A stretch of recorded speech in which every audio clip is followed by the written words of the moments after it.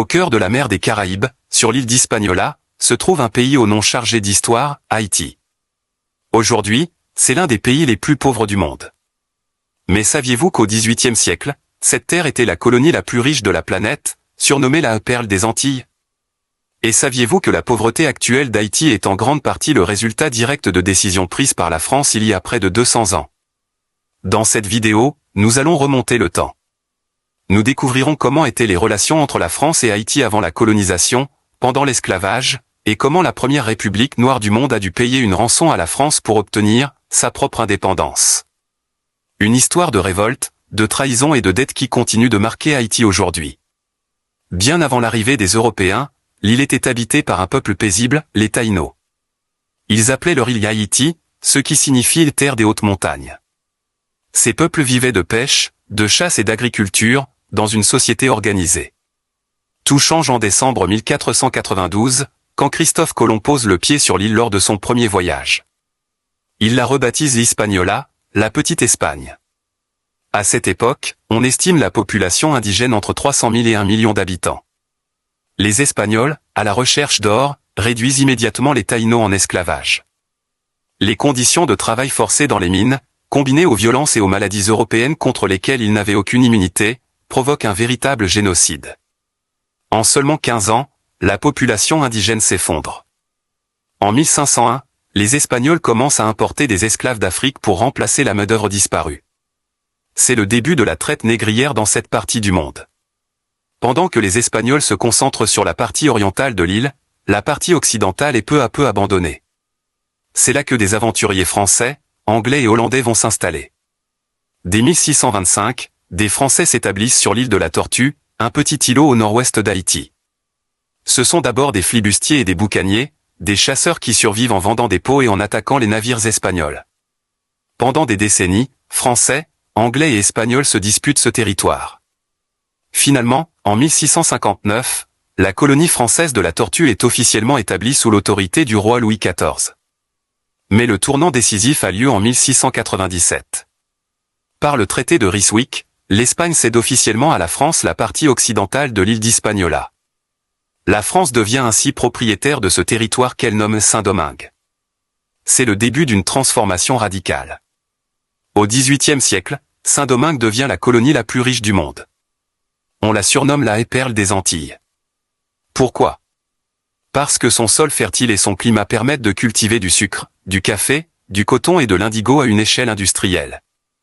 En 1789, à la veille de la Révolution française, Saint-Domingue compte environ 8000 plantations. Elle produit à elle seule 40% du sucre et 60% du café consommé en Europe. C'est plus que toutes les colonies britanniques réunies. Mais cette richesse repose sur une horreur absolue, l'esclavage de masse. En 1789, la colonie compte environ 465 000 habitants, dont 405 000 sont des esclaves noirs, soit 87% de la population. Seulement 30 000 blancs et 22 000 affranchis, personnes de couleur libre, cohabitent. Les conditions de vie des esclaves sont effroyables. Entre 25 000 et 40 000 esclaves meurent chaque année à cause des punitions, du travail épuisant, des maladies et du suicide. Le Code noir de 1685, censé réglementer le traitement des esclaves, est appliqué avec une brutalité extrême. Les esclaves sont considérés comme des biens meubles, sans aucun droit. Dès le début, la résistance s'organise. La forme la plus ancienne et la plus constante est le marronnage. Des esclaves s'enfuient des plantations et se réfugient dans les montagnes inaccessibles du centre de l'île. Là, ils créent des communautés autonomes, cultivent des vivres pour survivre, et organisent des raids contre les plantations.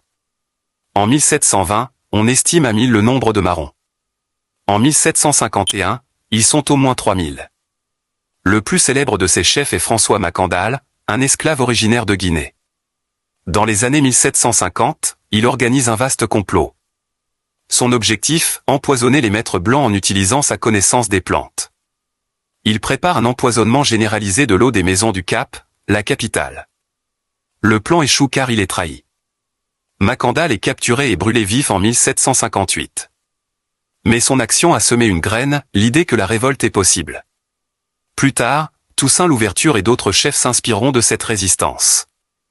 En 1789, la Révolution française éclate. Ces idéaux de liberté, égalité, fraternité et traverse l'Atlantique et arrive à Saint-Domingue. Mais pour qui s'applique-t-il? Pas pour les esclaves, en tout cas pas au début. Les colons blancs veulent profiter de la Révolution pour obtenir plus d'autonomie et ne pas payer d'impôts à la métropole. Les affranchis, ces personnes de couleur libre mais privées de droits, réclament l'égalité avec les blancs. Et les esclaves, eux, écoutent, observent et attendent leur heure. Les colons s'entre-déchirent, l'autorité de la métropole s'affaiblit.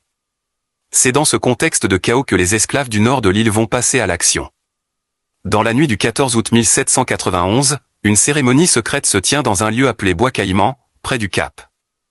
Sous un orage tropical, un prêtre vaudou nommé Bouqueman, assisté d'une prêtresse, Cécile Fatiman, préside un rituel qui scelle le destin de la colonie. On y sacrifie un cochon noir, et les esclaves réunis jurent de lutter jusqu'à la mort pour leur liberté. C'est l'acte fondateur de la Révolution haïtienne. Le 22 août 1791, dans la plaine du Nord, les esclaves se soulèvent en masse. Les plantations sont incendiées, les maîtres massacrés. En quelques semaines, plus de 1000 plantations sont détruites et des centaines de colons tués. La révolte gagne toute la colonie. C'est le début de la plus grande révolte d'esclaves de l'histoire. Parmi les chefs de la révolte émerge rapidement un homme exceptionnel, Toussaint Louverture. Né esclave vers 1743, il est affranchi avant la Révolution. Il a une éducation, connaît les plantes, et possède un génie militaire et politique hors du commun. D'abord allié aux Espagnols qui contrôlent l'est de l'île, il change de camp en 1794 quand la Convention française, sous la pression des événements, abolit l'esclavage le 4 février 1794. Les commissaires civils envoyés par la France avaient déjà proclamé l'abolition localement dès 1793. Toussaint se rallie alors à la République française. Il combat les Anglais et les Espagnols qui tentent de prendre la colonie. Devenu gouverneur de Saint-Domingue, il restaure l'économie et l'ordre, tout en maintenant l'abolition de l'esclavage. En 1801, il envahit la partie espagnole de l'île et libère les esclaves là aussi. Il rédige une constitution qui le nomme gouverneur à vie et affirme que Saint-Domingue, bien que française, est autonome. C'en est trop pour le nouveau maître de la France. En 1802, Napoléon Bonaparte, alors premier consul, a un projet, rétablir l'esclavage dans les colonies, comme il le fera en Guadeloupe et en Guyane. Pour reprendre le contrôle de Saint-Domingue, il envoie une immense expédition de plus de 40 000 soldats, commandée par son beau-frère, le général Leclerc.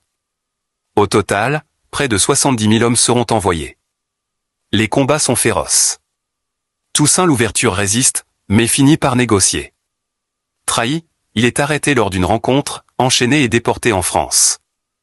Il est emprisonné au fort de Joux, dans le Jura, où il meurt de froid et de malnutrition en avril 1803. Mais Napoléon a commis une erreur fatale, le rétablissement de l'esclavage est annoncé dans d'autres colonies, et les anciens esclaves de Saint-Domingue comprennent que leur liberté est à nouveau menacée. La lutte reprend, plus farouche que jamais. Sous la direction de Jean-Jacques Dessalines et de ses lieutenants, dont le courageux François Capois, l'armée indigène harcèle les troupes françaises. La fièvre jaune décime les soldats européens. Leclerc lui-même meurt de la maladie en novembre 1802. Son successeur, le général Rochambeau, mène une guerre atroce, utilisant des chiens pour dévorer les Noirs. Mais rien n'y fait. Le 18 novembre 1803, aux Mornes de Vertières, près du Cap, a lieu la dernière grande bataille. L'assaut final est mené par Capois, dont le cheval est tué sous lui, mais qui continue à pied, sabre au clair. L'armée française est vaincue. C'est la première défaite majeure de Napoléon, un an avant Moscou et Belen. Le 1er janvier 1804, à Gonaïves, Jean-Jacques Dessalines proclame l'indépendance d'Haïti, un nom qui renoue avec les racines taïno de l'île. Haïti devient la première république noire indépendante du monde et le deuxième pays indépendant des Amériques après les États-Unis. Mais l'indépendance est une chose, la reconnaissance internationale en est une autre. La France, sous Louis XVIII puis Charles X, refuse de reconnaître l'existence d'Haïti. Puis, elle exige des réparations. Les anciens colons, qui ont tout perdu, réclament une indemnité pour la perte de leurs biens, c'est-à-dire leurs terres et leurs esclaves. Pendant plus de 20 ans, la France maintient un blocus diplomatique et commercial contre Haïti, menaçant constamment d'une nouvelle invasion. Les autres puissances coloniales, comme l'Angleterre et les États-Unis, esclavagistes, boycottent aussi le nouvel État par peur de l'exemple donné par cette république noire née d'une révolte d'esclaves. Les États-Unis, par exemple, ne reconnaîtront Haïti qu'en 1862, pendant la guerre de sécession. Isolé, économiquement exsangue après des années de guerre, Haïti n'a pas les moyens de résister. Le 17 avril 1825, le roi Charles X prend une ordonnance fatidique. Un émissaire français arrive à Port-au-Prince à bord d'un navire de guerre, escorté par une flottille de 14 vaisseaux et 500 canons. L'ultimatum est simple, Haïti doit verser à la France une indemnité de 150 millions de francs or pour dédommager les anciens colons, en échange de quoi la France reconnaîtra son indépendance. Si Haïti refuse, c'est la guerre. Le président haïtien, Jean-Pierre Boyer, n'a pas le choix. Haïti, qui n'a pas cette somme, doit emprunter à des banques françaises. C'est ce que les historiens appellent la double dette. La somme est astronomique, en 2015, des historiens l'ont estimée à l'équivalent de 17 milliards d'euros actuels. Le New York Times, dans une enquête de 2022, a calculé que les paiements à la France ont coûté à Haïti entre 21 et 115 milliards de dollars de perte de croissance économique sur le long terme. Haïti paiera. Et paiera longtemps. En 1838, la France accepte de réduire la dette à 90 millions de francs, mais le mal est fait. Pour payer, Haïti détourne une grande partie de ses revenus nationaux. Sur 3 dollars perçus grâce à l'impôt sur le café, la principale ressource du pays, 2,53 dollars servent à rembourser la France. Les paiements s'étalent jusqu'en 1883. Mais ce n'est pas fini. En 1880, la Banque nationale d'Haïti est créée, contrôlée depuis Paris par le Crédit industriel et commercial, CIC. Cette banque contrôle le trésor public haïtien et prélève des commissions sur chaque transaction. Haïti continue de payer des intérêts jusqu'en 1915. Au total, Haïti a payé sa dette à la France pendant plus d'un siècle. Cet argent qui sort du pays, c'est autant qui n'est pas investi dans les écoles, les hôpitaux, les routes. C'est la saignée financière qui explique en grande partie pourquoi Haïti, la colonie la plus riche du monde, est devenue l'un des pays les plus pauvres. La misère et l'instabilité causées par cette dette vont servir de prétexte à d'autres ingérences. En 1914, des Marines américains s'emparent de 500 000 dollars en or à la Banque nationale d'Haïti et les transfèrent à Wall Street. En 1915, les États-Unis envahissent Haïti. L'occupation durera 19 ans. Washington prend le contrôle des finances, dissout le Parlement, impose une nouvelle constitution. Pendant l'occupation, un quart du revenu total d'Haïti part encore au remboursement de dettes contrôlées par des banques américaines. Les soldats américains recourent au travail forcé et répriment dans le sang les révoltes paysannes. Pour de nombreux Haïtiens, c'est un retour à l'esclavage. Ce n'est qu'en 1947 qu'Haïti finit de rembourser ses dettes envers les États-Unis. Le XXe siècle haïtien est marqué par l'instabilité politique, la corruption et la dictature. En 1957, François Duvalier, Papa Doc, prend le pouvoir avec le soutien des États-Unis, qui voient en lui un allié contre le communisme. Pendant 30 ans, la famille Duvalier règne par la terreur, détournant des millions de dollars. En 1986, Jean-Claude Duvalier, Bébé Doc, est renversé par une révolte populaire. Il s'exile en France, où il est accueilli à bord d'un avion de l'US Air Force. La France, qui a tant pris à Haïti, offre ainsi refuge à l'un des dictateurs qui l'a achevé. Les catastrophes naturelles s'ajoutent au malheur, le tremblement de terre de 2010, qui fait plus de 200 000 morts, puis celui de 2021, les ouragans.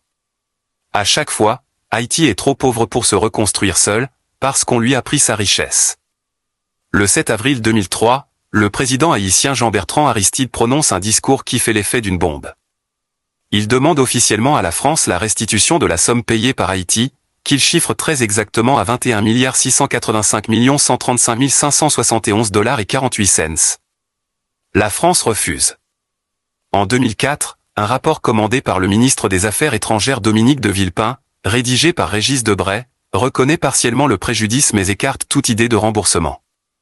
En 2010, après le tremblement de terre, Nicolas Sarkozy promet 230 millions d'euros d'aide, mais c'est une aide, pas une restitution. En 2015, François Hollande promet 145 millions de dollars d'investissement. En avril 2024, une vingtaine d'ONG estiment que la France doit plus de 100 milliards de dollars à Haïti, et lance un appel lors d'un forum de l'ONU à Genève. Malgré tout, un lien profond subsiste entre la France et Haïti, la langue. Selon la Constitution haïtienne de 1987, le français est langue officielle d'Haïti, aux côtés du créole. Haïti est membre de plein droit de l'Organisation internationale de la francophonie. Le pays compte un institut français et 5 alliances françaises. La coopération éducative est intense. Et des écrivains haïtiens siègent à l'Académie française, comme Dany Laferrière, élu en 2013. La culture haïtienne, avec sa littérature, sa peinture, sa musique, son vaudou, est un mélange unique d'héritage africain et d'influence française. C'est l'un des rares héritages positifs de cette histoire douloureuse. Alors, que retenir de cette histoire? D'abord, que la richesse de la France au XVIIIe siècle repose en partie sur le travail forcé de centaines de milliers d'Africains à Saint-Domingue. Ensuite, que la première république noire du monde a dû payer pour conquérir sa liberté, une injustice historique majeure. Cette dette de l'indépendance a assaigné Haïti à blanc pendant plus d'un siècle, l'empêchant de se développer. Les dirigeants haïtiens ont leur part de responsabilité dans la corruption et l'instabilité qui ont suivi. Mais on ne peut pas comprendre la pauvreté d'Haïti sans connaître ce chapitre occulté de l'histoire de France. Aujourd'hui, des voix s'élèvent pour demander des réparations. La France doit-elle rembourser? C'est un débat complexe, mais il est au moins nécessaire de connaître la vérité sur ce passé. Car comme le disait l'historien Marcel Dorigny, la première défaite de Napoléon, ce n'est ni Bélène, ni Moscou, mais Vertières en Haïti, le 18 novembre 1803.